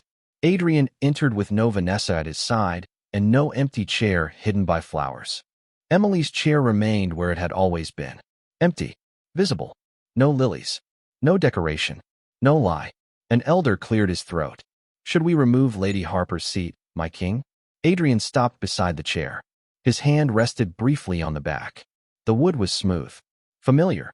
Unforgiving. "No," the elder shifted. "But if she is no longer Luna Regent, she is not an absence to be tidied away." The room fell silent. Adrian looked over the council. Men who had watched Emily work. Men who had let her. Men who now wanted the discomfort removed before it taught them anything expensive. "The chair remains until the council learns what it failed to see," Adrian said. No one argued. Not yet. They would. Tomorrow, perhaps. Next week. Power did not reform itself because regret finally learned grammar. But tonight, the chair stayed. The meeting was ugly. Slow. Embarrassing. Adrian had to ask clerks for figures Emily would have known without looking. Marcus corrected him twice. A northern alpha muttered that Blackwood looked weaker without Lady Harper. Adrian heard him.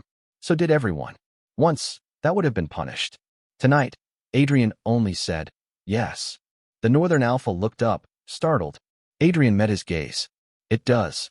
The truth moved through the room like a blade laid flat on a table. No blood. Only warning.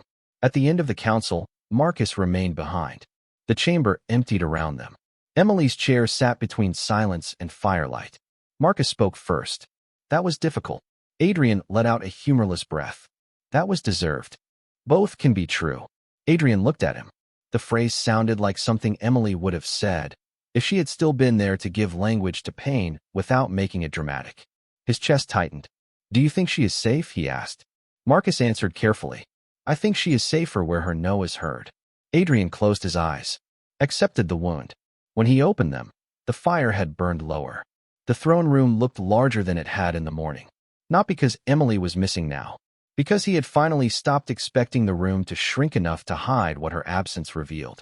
In Monroe territory, she would sit at a table. Her work would be named. Her chair would not be covered. Adrian hated that another Alpha's land had given her what his crown had withheld. He hated more that she had needed to leave to receive it. That night, Adrian returned to his private chamber alone.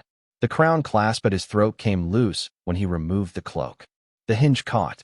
He held it for a long moment, remembering Emily's hands. Small, steady, bleeding in ways he had never seen. Then he sat before the mirror and fixed the clasp himself. It took 7 tries. On the 8th, it held. Crooked, but held. Adrian looked at his reflection. A king without the woman who had made him seem better than he was. A man learning too late that regret was not a door back, only a light over the damage. He placed Emily's lunar ring in a small wooden box and left the box open on the desk. Not hidden, not displayed, witnessed. Outside, the palace settled uneasily into a Monroe territory did not ask Emily Harper to become irreplaceable. That was why she began to breathe there. Not all at once. Never that easily. Breath returned in pieces. The first piece came the morning after Adrian left, when no servant knocked before dawn to tell her 3 packs were threatening insult over seating. The second came when Caleb Monroe entered the council room with a stack of grain ledgers and placed them in the center of the table, not beside her chair like offerings to a shrine. Look when you are ready, he said. Then he left. No order. No expectation dressed as trust. No silent assumption that Emily would fix it before anyone else had to understand the problem. She sat alone with the ledgers for a long moment, then laughed once.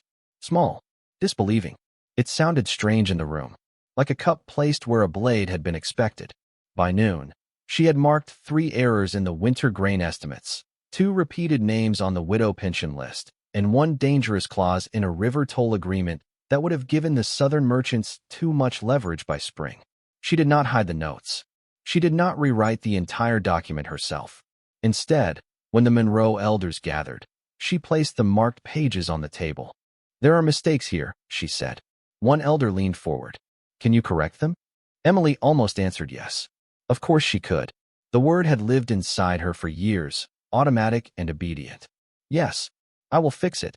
I will stay late. I will make sure no one sees how badly this nearly broke. But then she saw Adrian's throne room in memory. The empty chair. The reports. Her own handwriting carrying a kingdom that had never learned the weight of its dependence. So she folded her hands. I can show you where they are, she said. You should correct them. The room went quiet. Not offended. Thinking. Caleb, seated at the far end, watched her with careful eyes. Not proud. Not possessive. Listening. An older councilman named Thomas Reed frowned at the ledger. That will take longer. Yes, Emily said. He looked up. You are very direct. I am tired of being efficient for men who confuse speed with competence. Silence. Then Caleb Monroe laughed. Not loudly. Not mockingly. A low sound of recognition that made 2 elders glance at him, startled. Emily looked at him. He lifted both hands slightly. She is right. Thomas grumbled. But he picked up the quill. That afternoon, the Monroe Council worked slowly. Badly at first. They asked too many questions. Repeated 2 mistakes. Argued over a toll clause Emily could have rewritten in 3 minutes if left alone with ink and frustration. She did not take the quill from them. Her fingers ached with the desire. Still, she did not. Healing, she discovered, was not always rest. Sometimes healing was watching others struggle with the work they had once praised you for doing silently and refusing to rescue them from the lesson. By evening, the corrected grain plan was clumsy but sound. Thomas looked exhausted. So this is what you did every week at Blackwood? Emily looked at the ink stains on his fingers. No, she said. At Blackwood, I did this before anyone knew there had been a problem. The elders went still. Caleb's face darkened slightly. Not at her. For her. Emily saw it and looked away. She did not need another man's anger to validate what had happened. She was learning that too. Later, while the manor settled into dinner, Caleb found her in the East Library. He stopped at the doorway and knocked on the open frame. Emily appreciated that, more than she wanted to. May I come in? She looked up from the river map. You may. He entered and remained near the table, not too close. Caleb Monroe was not like Adrian. That was obvious in ways that mattered and ways that did not. He was fair-haired instead of dark, less severe in the face, warmer in the eyes. He carried authority with less polish, less hunger for a room to bend around him. But he was still an alpha, still powerful, still accustomed to people making space when he entered. Emily did not forget that. She would not confuse difference with safety too quickly. I owe you thanks, Caleb said. You owe your counsel patience. His mouth curved. That too. Emily returned to the map. He did not leave. She looked back up. His expression had sobered. Blackwood sent a formal notice this morning, he said. No summons. No demand. Only confirmation that you are not to be retrieved by force. Emily's hand stilled on the parchment. For a moment, she heard Adrian's voice in the Monroe council room. I did not come to force it onto your hand. Then his silence when she said he had lost the right to touch her. Something in her chest tightened. Not longing. Not exactly. Grief had many rooms. Some had doors she had not opened yet. What else did it say? She asked. Nothing personal. Good. Caleb watched her carefully. Is it? Emily folded the map edge down. Yes. Personal words would have been harder. An apology in ink. A plea. A beautiful sentence designed too late. Adrian had finally understood enough not to send one. That mattered. It did not change her decision. But it mattered. Caleb nodded. Monroe protection stands as long as you want it. Emily's eyes lifted. There it was. As long as you want it. A phrase so simple it might have frightened her a month ago. It still did. Only less. And if I stop wanting it? Then we discuss safe passage. Discuss. If you are willing. Emily studied him. There was no offense in his face. No wounded pride waiting beneath kindness. No expectation that gratitude would ripen into belonging. She respected that. Trust was farther away. But respect had become a door she could stand near without opening yet. I may not stay, she said. I assumed that. Did you? You left a king. I would be foolish to think you came here looking for another cage with better curtains. Emily stared at him. Then, despite herself, she smiled. Not much. Enough. Caleb saw it. Did not comment. Wise man. The smile faded on its own, but not painfully. After he left, Emily sat alone in the library with the darkening windows and the map between her hands. Beyond the glass, Monroe territory folded into rain and winter fields. Not home. Not yet. Perhaps never. But not a cage. The next week passed in uneven steps. Some mornings she woke with panic, convinced she had overslept and Adrian's counsel was waiting. Some evenings she reached for the lunar ring that was no longer there and felt only bare skin. Once, she heard a man laugh in the courtyard with a voice too close to Adrian's and had to stand alone in the pantry until her breath returned. No one mocked her. No one forced an explanation. No one said she should be over it because she had chosen to leave. Choice did not erase the wound. It only meant the wound was finally allowed to heal in air instead of under royal gloves.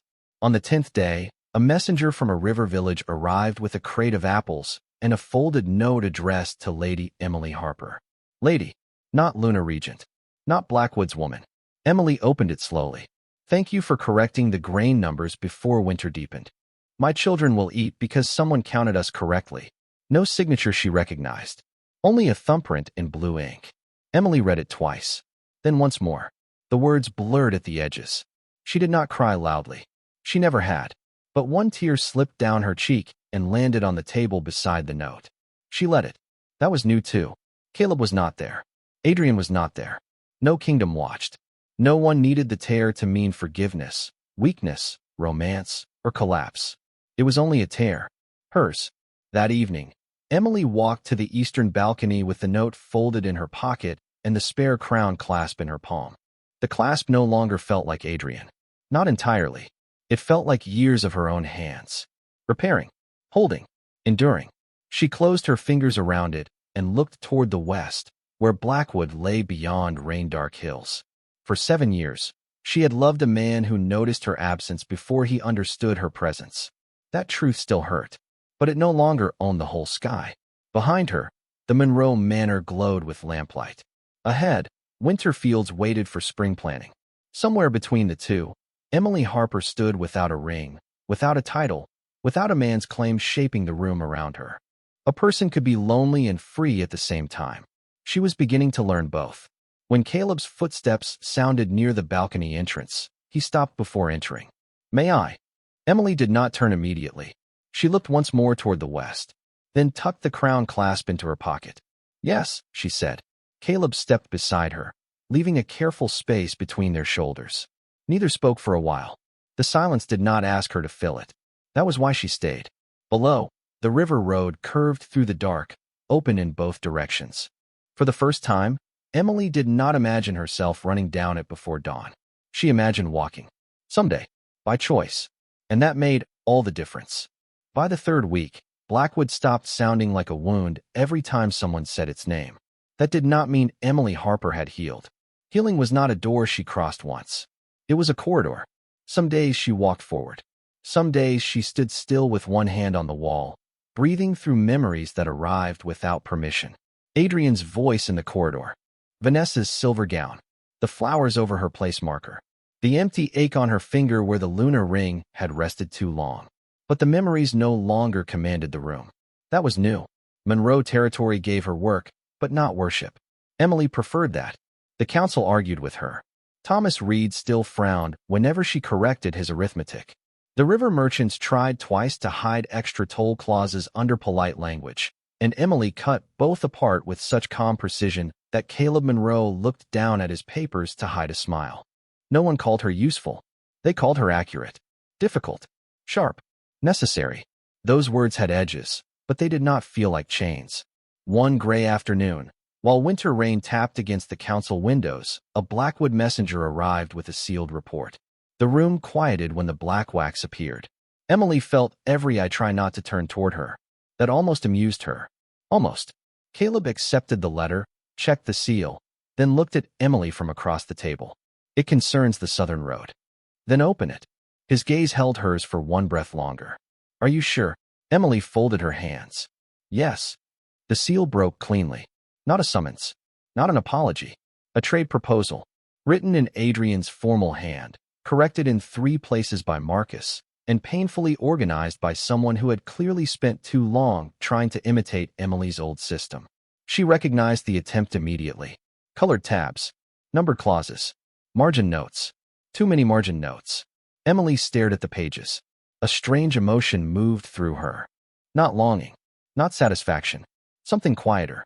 The grief of seeing someone finally learn a language after the conversation had ended. Thomas leaned forward. "Is it acceptable?" Emily read the first page again. Then the second. Adrian had offered fair winter grazing rights to Westbrook. He had removed the clause that would have trapped river villages under double tariffs. He had included compensation for the moonroute shipment his own delay had damaged. No performance. No plea hidden between lines. Only better work. Late, but better. Emily set the report down. "It is a reasonable proposal." Caleb's expression did not change, but the room felt the importance of the words. "And politically?" Thomas asked. "Politically, Blackwood is trying to stabilize without pretending nothing happened." An elder murmured, "Can they?" Emily looked at the black seal resting beside the candle. Her answer came slowly. "That depends on whether they keep doing the work after people stop watching." The room accepted that. No one asked if she wanted to go back. That mattered. After council, Emily carried the report to the East Library and read it once more in private. Not because she needed to, because part of her still wanted proof that Adrian's regret had not become another form of performance. The pages did not smell like him. Only ink and wax. Good. She was putting the report away when Caleb knocked on the open doorframe. "May I enter?" "You ask that every time." "Yes." Do you expect the answer to change? Possibly. Emily looked at him. He did not smile. That made the answer better. You may enter. Caleb stepped inside and remained beside the nearest shelf. Blackwood has requested a spring border council. Emily closed the folder. With Monroe? With Monroe, he said. And, if you are willing, with you present as independent advisor. Independent. The word landed softly, then opened under her ribs. Emily looked toward the rain-streaked window. A month ago, every title attached to her had belonged to someone else's structure. Lunar Regent. Blackwood's quiet hand. Adrian's loyal shadow. The woman beside the throne no one named until she was gone. Independent advisor. Not romantic. Not grand. Hers. What did you say, she asked. I said I would ask you. And if I refuse? Then Monroe attends without you. And if I attend? Then you sit where you choose. Emily almost laughed. Not because it was funny. Because choice still arrived dressed in simple sentences and found places inside her that had once expected chains. She walked to the window. The river road below was wet and open. Wagons moved slowly through rain. A child splashed in a puddle until his mother pulled him away. Ordinary life, stubborn and unpolished. Adrian will be there. Yes. He may think my presence means something it does not. Caleb's voice stayed even. Then you can correct him. Emily turned. The answer should not have warmed her. It did. Not because Caleb offered protection. Because he trusted her to speak. There is another matter, Caleb said. Emily waited. He reached into his coat and placed a small envelope on the table. No seal. Only her name. Emily Harper. Her hand went still. From Blackwood? She asked. From Marcus Hale. That changed the air differently. Emily picked it up. The letter was short. Lady Harper, the Moonroot reserves are restored. The widow pensions are signed. The empty chair remains. He has not covered it. He has not touched the reports without reading them first. I thought you deserved facts, not pleas. Marcus. Emily read it twice. Then sat down slowly. The empty chair remains. Not decorated. Not erased. Not filled. A witness. Her throat tightened. Caleb looked toward the shelves, giving her the privacy of not being watched too closely. She appreciated that more than words. Does it hurt? He asked quietly. Yes. Do you want it not to? Emily thought about lying, then did not. Not entirely. Caleb nodded as if that made sense. Maybe it did. Some pain was not meant to vanish quickly. Some pain proved that what happened mattered. That she had mattered, even when she had not been treated as if she did. Emily folded Marcus's letter carefully and placed it beside the Blackwood report. Evidence. Different kinds. Adrian learning. Marcus witnessing. Monroe waiting. Herself choosing. The room felt very quiet. Not empty. Caleb spoke again, softer this time. Spring Council is 6 weeks away. You do not need to decide today. Emily looked at him. Once, delay would have meant fear. Now it felt like space. I know. He gave a faint nod and turned to leave. Caleb. He stopped. Emily's fingers rested on Marcus's letter. Thank you for not making my healing into something you are owed. His expression changed. Not pride. Not triumph. Something more careful. You are not a debt to be collected. The words entered the library and stayed there. Emily looked down before he could see too much on her face. Caleb left without asking for more. That evening, Emily returned to the balcony alone. The rain had stopped. Clouds moved low over the fields, silver at the edges where the moon pressed through. She held 3 things in her hands now. The spare crown clasp, Marcus's letter, and the Blackwood trade proposal. Past. Witness. Future. None of them told her what to choose. That was their mercy. She placed the proposal on the balcony rail and read the first clause again. Fair. Careful. Revised. The work of a man learning to read before commanding. Too late for love, perhaps. Not too late for responsibility. That distinction mattered. Emily touched the crown clasp in her pocket. She no longer kept it because of Adrian. She kept it because it reminded her that repair was a skill, not a sentence. A kingdom could be repaired. A treaty could be repaired. Trust, sometimes, could be rebuilt into something smaller and more honest than before. But a woman was not broken simply because she refused to return to the place that had damaged her. That was what she understood now. A month ago, leaving had felt like the end of a life. Tonight, it felt like the beginning of authorship. She looked west. Blackwood lay beyond the dark hills, carrying its empty chair and crooked lessons. She looked east. Monroe Fields waited for spring grain routes, river contracts, and councils that asked before assuming. Then she looked down at her bare hand. No ring, no chain, no title heavy enough to decide for her. When Caleb's footsteps sounded behind her, he stopped at the balcony threshold as always. "May I?" Emily did not answer immediately. She let the silence belong to her first. Then she turned, not smiling fully, but no longer afraid of the softness beginning at the edges of her mouth. "Yes," she said. "You may." He stepped beside her, leaving space. Below them, the road shone wet beneath moonlight, open in both directions. Emily held Marcus's letter against her chest and breathed, without counting how long the peace would last. Spring Council was 6 weeks away. Adrian would be there. Her old chair would still be empty. The world would ask again what place Emily Harper intended to take. This time, she would not wait for any man to answer first. Spring Council arrived beneath a sky too clear to be kind. Emily Harper saw Blackwood banners before she saw Adrian. They stood on the western ridge outside Monroe Hall, silver against dark pine, moving slowly in the morning wind. Not as many as before. No parade. No royal display wide enough to make the road feel owned. Just a formal delegation, measured and restrained. Someone had learned restraint. Perhaps Marcus. Perhaps Adrian. Perhaps Loss. Emily stood at the council window with the spare crown clasp in her pocket and no ring on her hand. Behind her, Monroe elders arranged reports across the long oak table. Caleb Monroe spoke quietly with Thomas Reed near the hearth, his green coat simple, his expression calm. He had asked her that morning if she wanted another room, another seat, another hour. She had said no, not because she was fearless, because fear no longer deserved to choose the furniture. Her chair waited at the table, not beside Caleb, not below him, not hidden behind flowers. At the table, that was enough. The doors opened at 9th bell. Marcus entered first. His eyes found Emily, and for one brief second, the beta's controlled face softened with relief so honest she had to look away before it touched something still healing. Then Adrian Blackwood stepped into the room. He wore black, as always, but no crown cloak, no ceremonial silver, only a dark council coat, neatly fastened with a plain clasp that was not the one she had kept.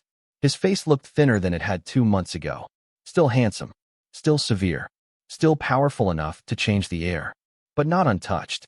His gaze moved to Emily. Stopped. He did not say her name across the room, did not make the moment his. He bowed his head once. Small, public, respectful. Emily returned the nod. Nothing more. The room breathed again. That was how she knew everyone had been holding it. Caleb opened the council. No drama. No accusation. Winter grain. Southern road tariffs. Border patrol costs. Moonroot reserves. The ordinary anatomy of kingdoms trying not to starve the people who lived beneath their banners. Emily listened, then spoke when the third clause came dangerously close to repeating an old Blackwood mistake. "The toll increase cannot be tied to spring flooding," she said. The Blackwood elder across from her frowned. "The flooding raises transport costs." "For 2 weeks," Emily replied. "This clause permits 6 months. The elder's mouth tightened. "That is standard language. It is predatory language wearing standard clothing." Silence. Then Marcus coughed once into his fist. Caleb looked down at the map. Adrian looked at the clause. Really looked. Then he took the quill, crossed out the line, and said, "Lady Harper is correct. Lady Harper. Not Emily. Not mine. Not come home." The title landed cleanly. Useful because it did not ache. Emily inclined her head. "Thank you." The council continued. For 3 hours, Adrian did not interrupt her once. Not even when she corrected Blackwood numbers. Not even when she sided with Monroe on river storage.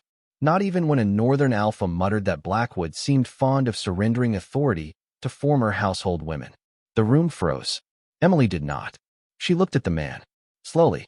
Former household women are often the reason powerful men survive their own paperwork. Someone made a sound. Maybe Thomas. Maybe Marcus. The northern alpha flushed. Adrian's voice came cold from the opposite side of the table. "You will apologize to Lady Harper before you speak again." The man stiffened. "My king." "No," Adrian said. "You will apologize because she is owed respect, not because I ordered it."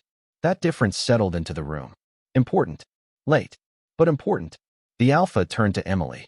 His apology was stiff. It was still spoken. Emily accepted with one nod, and returned to the claws. She did not need Adrian to protect her from every insult.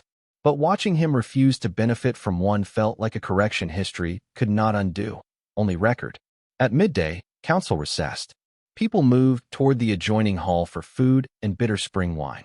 Emily stayed behind to organize the signed drafts, because some habits remained useful when chosen. Adrian remained too. Not close. Several steps away. The distance was familiar now. Less dangerous. Marcus paused at the door, glanced between them, then left. Caleb did the same after asking with his eyes. Emily gave the smallest nod. The door closed. Sunlight lay across the table, bright on ink, wax, and bare wood. Adrian spoke first. You look well. Emily almost smiled. Almost. That is a dangerous opening. His mouth moved faintly. I know.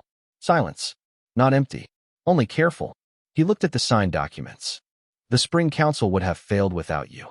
No, she said. It would have been slower. He accepted the correction. Then it would have been slower. That mattered. A little.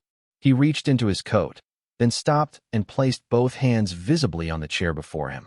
Emily saw the restraint. You may take out whatever it is, she said. Only then did he remove a small folded paper. I brought this because Marcus said facts are kinder than pleas. Marcus has always been wiser than either of us.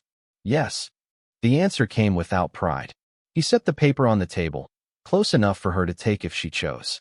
Emily unfolded it. A list. Moonroot reserves restored. Widow pensions moved to permanent annual approval.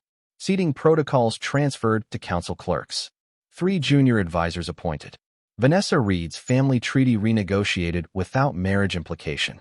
Emily's chair in Blackwood Council chamber preserved, currently empty, unassigned. Emily read the last line twice, then placed the paper down. You are building systems. I am trying to stop needing one woman to bleed quietly for a kingdom. Her throat tightened, not because she wanted to return, because the wound had finally been named correctly. Bleed quietly. Yes, that was what she had done. She looked toward the window until the feeling steadied. Good, she said. The word was small. It was all she could give. Adrian received it as if it were more than enough. For a moment, she almost saw the man from 7 years ago. Rain-soaked. Wrong. Laughing when she told him he was not terrifying when mistaken. Then he was gone, replaced by the man who had hurt her, lost her, chased her, and arrived too late with better grammar for regret. Both were true. That was the problem. That was also the peace. I will not ask you to come back, Adrian said. Emily looked at him. His eyes were steady. Painful. Honest. I wanted to, he admitted. For weeks. Every morning. Every council. Every time I saw the chair. And now I understand that wanting is not permission. The words moved through her slowly. Late, but real. Emily breathed out. Thank you. Adrian's face shifted. The thanks hurt him.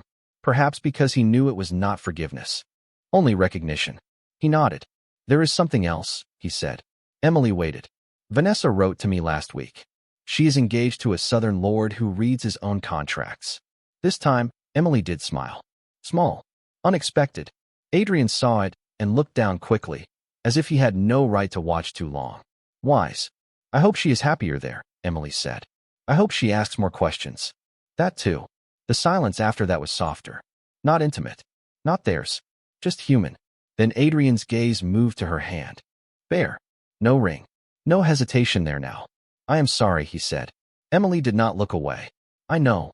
I loved what you gave me before I learned to love who gave it. The sentence landed deep.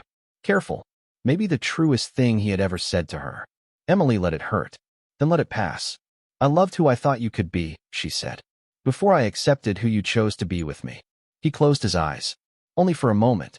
When he opened them, there was no defense left. I deserved that. It was not punishment. No, he said. It was truth. The door opened softly. Caleb stood there, not entering. Council reconvenes in 5 minutes. Emily nodded. Thank you. Caleb's eyes moved once to Adrian, then back to her. No possessiveness. No challenge. Only a question. Are you all right? Emily answered with a steady look. Yes. Caleb stepped away. Adrian saw the exchange. This time, no jealousy crossed his face. Only understanding. Perhaps grief. Perhaps respect. Perhaps both. You are choosing Monroe? He asked. Emily folded the signed documents into order. I am choosing the work I want to do next. That was not what I asked. No, she said, looking up. But it is the answer that matters. For 1 second, his face almost broke. Then he smiled. Not happily. Correctly. Yes, he said. It is. The afternoon council ended with signatures from both territories. No songs. No public reunion. No kneeling apology large enough to make old pain entertaining for witnesses. Only ink drying on fairer terms than either kingdom had expected. When the last seal was pressed, Thomas Reed raised a cup and said, "To spring roads that do not collapse beneath clever wording." Emily looked at him. He cleared his throat. And to Lady Harper, who notices clever wording before it becomes theft, the room lifted their cups, Blackwood and Monroe alike. Emily sat still for one breath, then raised hers, not because they finally saw her, because she saw herself well enough now to accept it. After council, the delegations gathered in the courtyard. Horses stamped in thawing mud. Spring sunlight touched the snow remaining along the walls. Adrian stood near his black horse with Marcus beside him. Emily walked out with the signed documents under one arm. Adrian turned. This time, he did not reach for her. He did not say come home. He did not ask when he would see her again. He only bowed. Lady Harper. She nodded. Alpha King Blackwood. The title no longer hurt. That was how she knew something had healed. Not everything. Enough. Marcus approached after Adrian mounted. He handed her a small packet wrapped in brown paper. From the palace clerks, he said. Emily opened it after he stepped back. Inside was a new council seal. Not Blackwood. Not Monroe. A simple silver stamp bearing her initials. E.H. Independent Advisor. Her vision blurred. Only briefly. Marcus pretended not to see. Good man. Cruel man. Loyal man. Adrian looked at the seal, then at her. For one final moment, the past stood between them wearing all its almosts. Almost chosen. Almost loved correctly. Almost home. Then Emily closed her hand around the seal, and the almosts lost their claim. Blackwood rode west before sunset. Adrian did not look back until he reached the gate. Emily did not blame him. She did not wave. But she did stand there, in clear view, letting him see the woman he had finally learned not to call back. When he disappeared beyond the ridge, Emily felt sadness. Real. Quiet. Clean.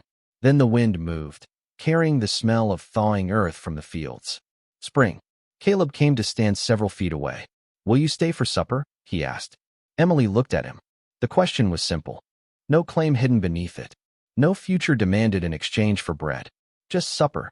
Just today. She slipped the new seal into her pocket beside the old crown clasp. Repair. Authority. Past. Future. Both hers now. Yes, she said. For supper. Caleb smiled, but did not make the answer larger than it was. Together, they walked toward Monroe Hall, not touching, not promising, not rushing the quiet shape of what might come next. Behind them, the road split west toward Blackwood and east toward river villages waiting for spring grain. Emily did not look back. For years, she had loved the Alpha King alone. Then she left. He chased. He learned. He arrived too late to reclaim her, but not too late to become a better king because of the woman he had lost. And Emily Harper, once hidden behind a throne she kept from breaking, stepped into spring with her own seal, her own name, and a chair at whatever table she chose next.